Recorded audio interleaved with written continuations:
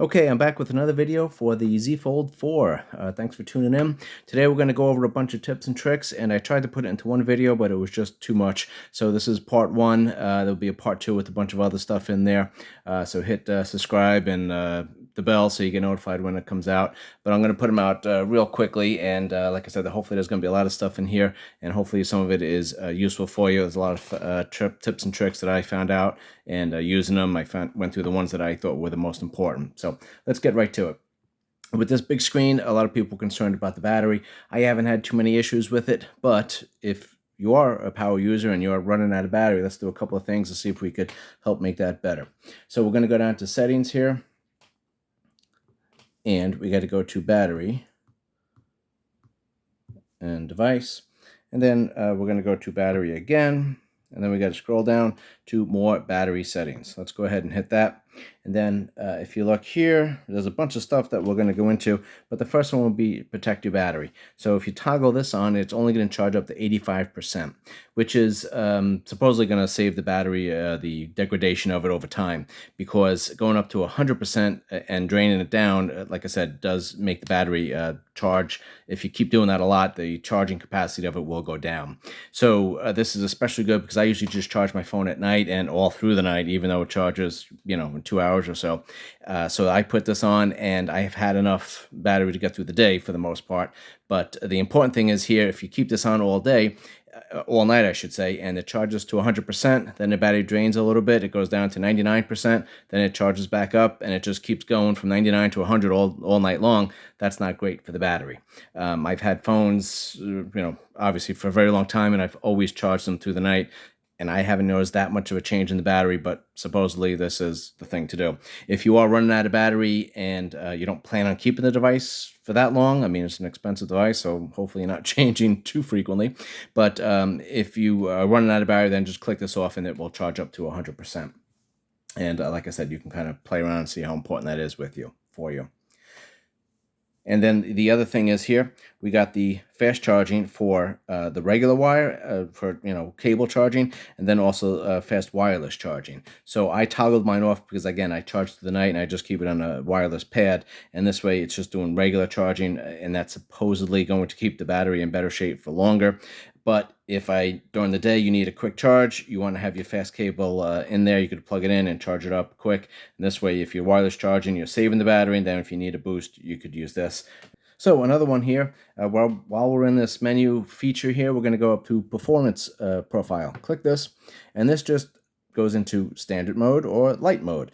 Light mode kind of preserves the battery at expense of the CPU and your processing speed, which this is a super fast processor, so I haven't noticed any difference. If you feel like when you put it into light mode, it is not quick enough for you, then you can go back to the standard. But this phone, even in light mode, is still probably better than 90% of the phones out there. So that would just be able to save you some battery.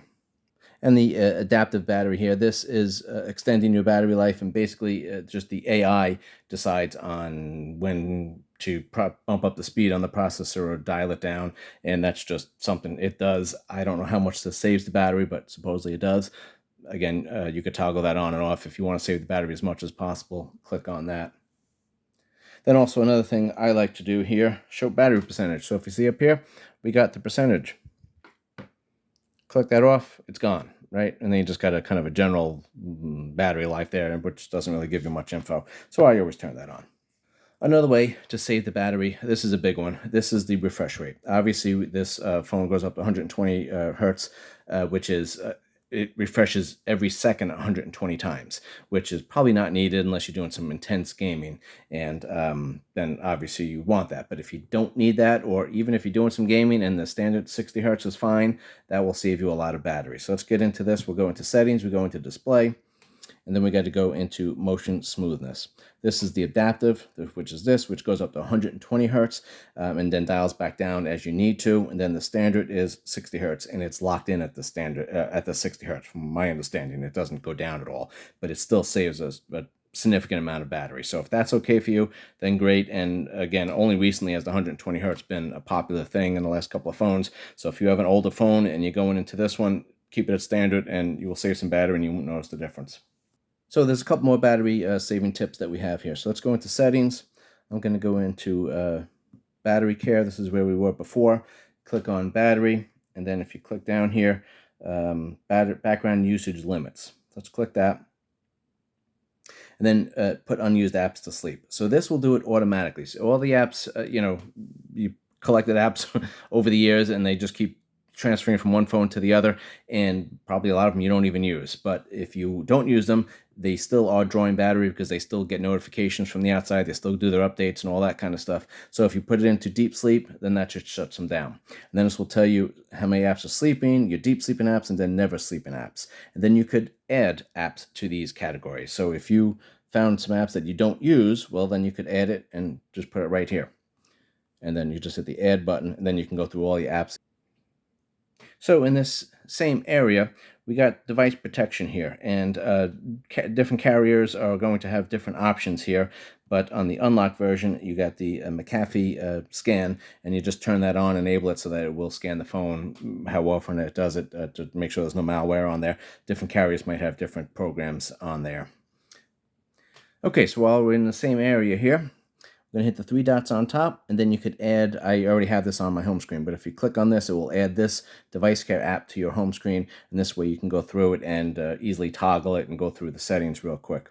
So this is what it looks like. And then if you just click it open, now it goes through this, and then you can optimize as you need to. You can go through your battery settings. You could also clear the memory as you need to. I usually do that, once a day, just to go through, just to clean out the RAM. And optimizing it now will make sure there's no crashes or any bad apps or anything else that's going on. It'll also close down the unused apps. Another nice thing, which probably will save battery, but also it's just a nice feature.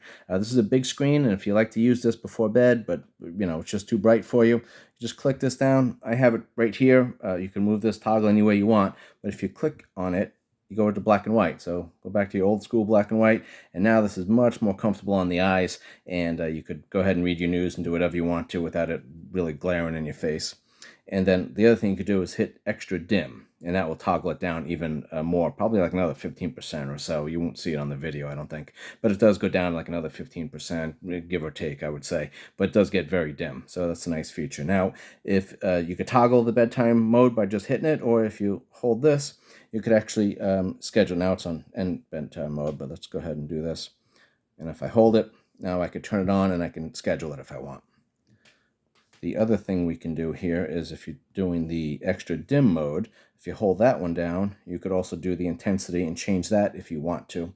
And also if you have a smartwatch connected to the your phone, then if you have the bedtime mode enabled on your smartwatch, it will automatically go onto your phone, which is kind of cool.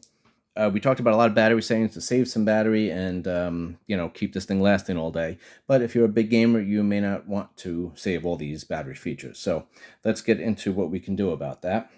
So we go into settings, then we go into advanced features, and then the game launcher right here. If you just toggle that on, that will bring the game launcher app onto your home screen, and then you can go through it quickly, and I'll show you what we can do here.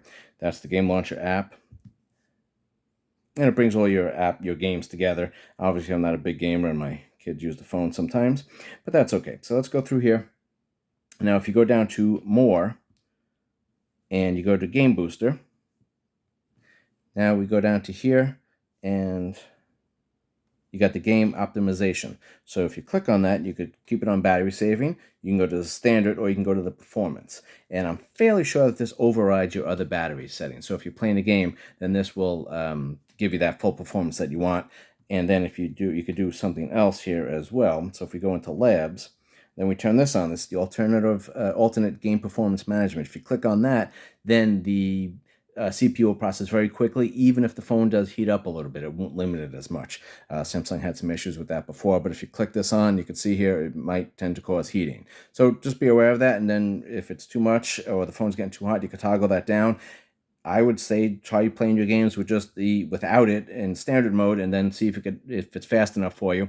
If not, then you could always just click these on, and you could also toggle this on and off with the game launch. You could do that quickly. Also in the game launch, you could shut off your notifications so you don't get messages and phone calls while you're playing, and you could decide what you want to be notified about. Now, another quick thing here that everyone talks about is the keyboard on this thing. This is a very big screen. Obviously on the cover screen, that's a different story, but on the main screen, the keyboard is very big. So if we go on here and we'll bring up the keyboard just by typing something in. This doesn't work for me. The split screen, I am just not designed to do this. So some people might like it, then that's great. But if you don't like it, then you could just click here, and it brings it together to one keyboard. But that also stinks for me too, because I'm not usually having my phone sitting on a flat surface and doing it. I'm usually holding it. So this doesn't work so well for me as well. So let's go into settings here. We go to keyboard size, and I could shrink this down or up as much as I want. But the big thing is I could make this much smaller, like here. And now it's right here. And now I could just swipe just as one hand, like I'm using my phone just with one hand. Just this thumb can get the whole keyboard, and it works really wonderful because that's kind of what I'm used to doing. So that's great.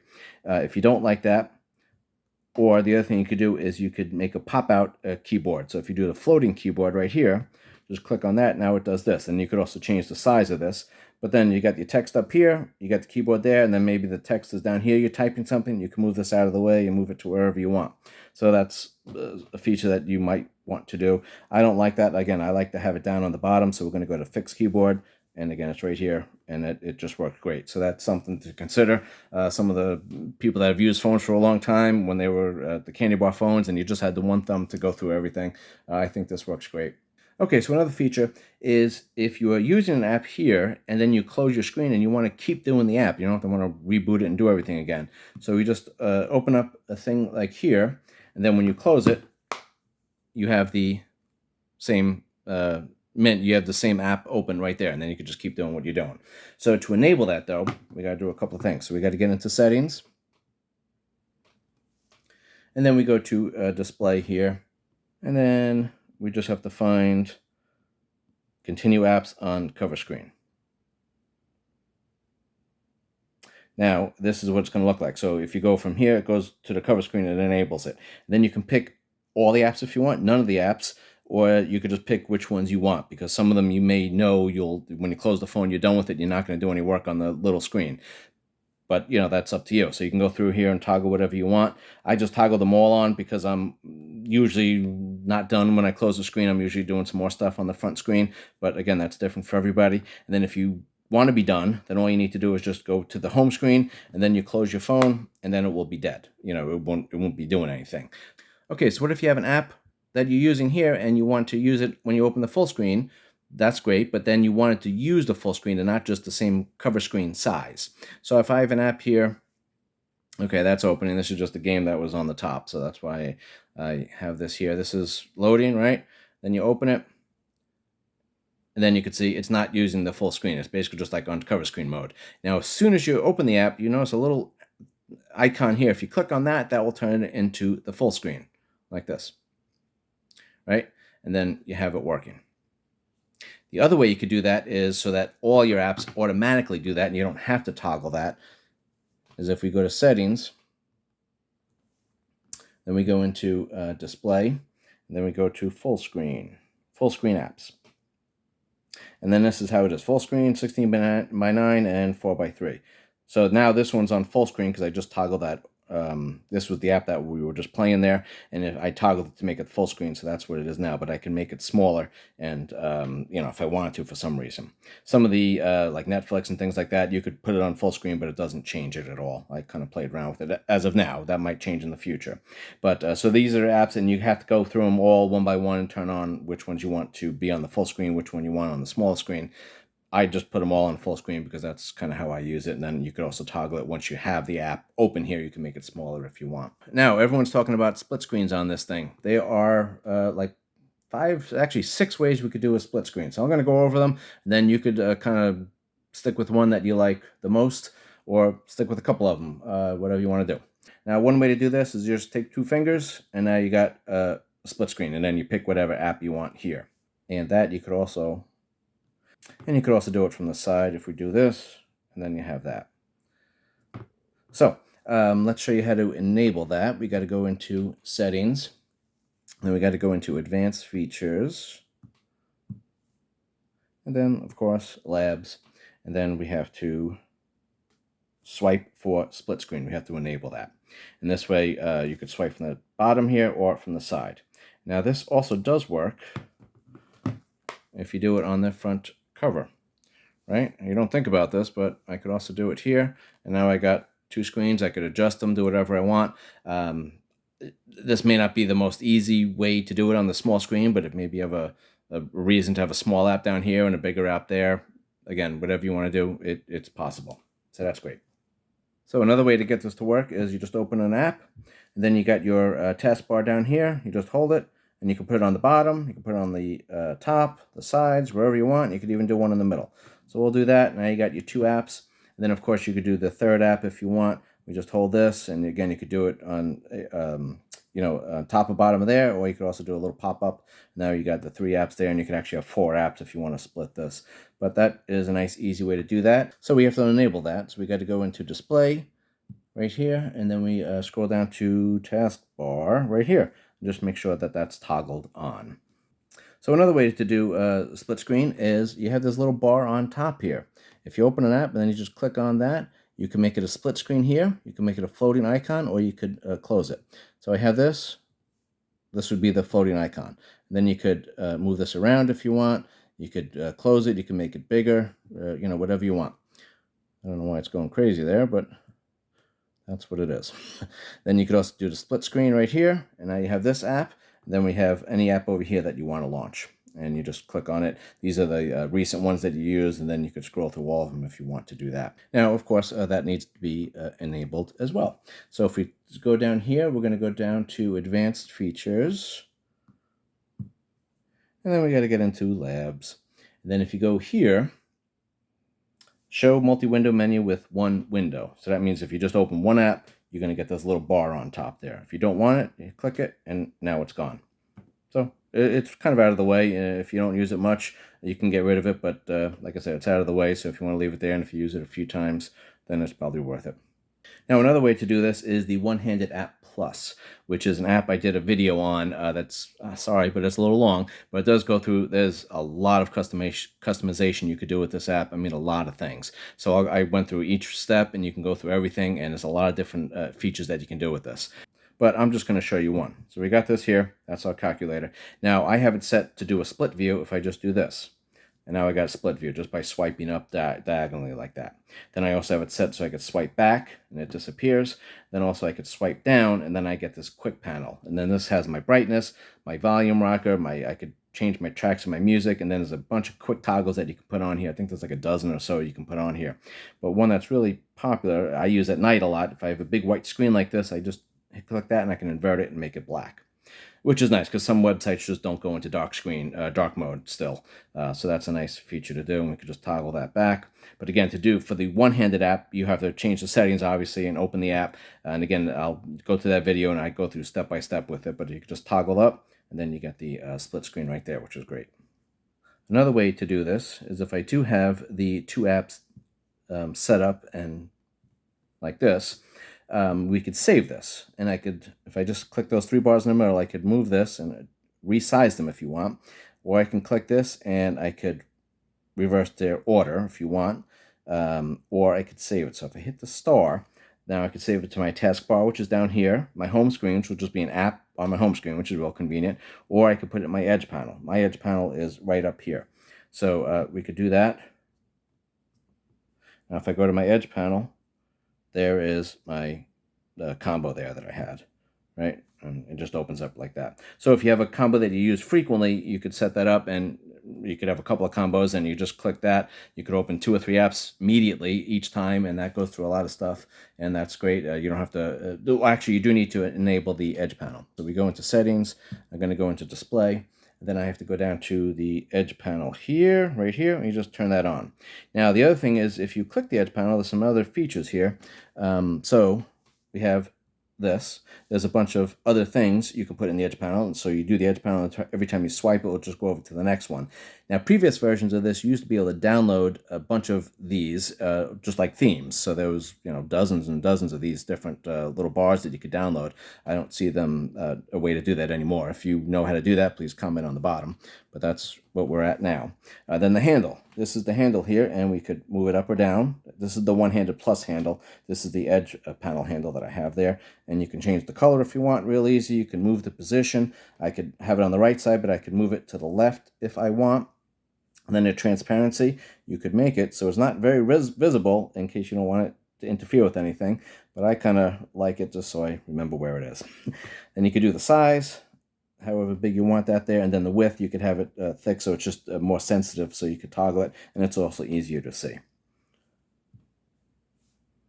And then you could have it so that it shows on the main screen, just the cover screen, or on both. I have it on both, but again, you maybe just use it on one screen, then you don't have to have it on the other ones. So there's another way to do the, we went over about 5 different ways to do the split screening. There's one more way to do it. So if you just go like this to your recents, and you could scroll up and down. I have them vertically. You could, I set it that way. You could set, yours is probably set horizontally, but it's the same thing. But if you just go to an app like this, you got the app info. You could do a split screen. You could do a pop-up view, and you could pin this app. Pin this app is a cool feature, but unfortunately, it's just too much to go over in this video. So that's in another video. So stay tuned, and I'll get into that. But if you just do a split screen here, it will open it up like that, and then you got your other split screen that you could do here. And then you could also just save these to your taskbar or your edge panel or whatever you want to do, or the home screen. So that's 6 ways to do the split screens. If there's any others, you can put a comment on there. But that's all I have for today. I have a bunch of other tips and tricks to cover in another video, so hit the subscribe and hit the bell so you get notified when they come out. And if you like this video, if you got anything out of it, please hit the like button, and we'll see you in the next one. Thanks so much.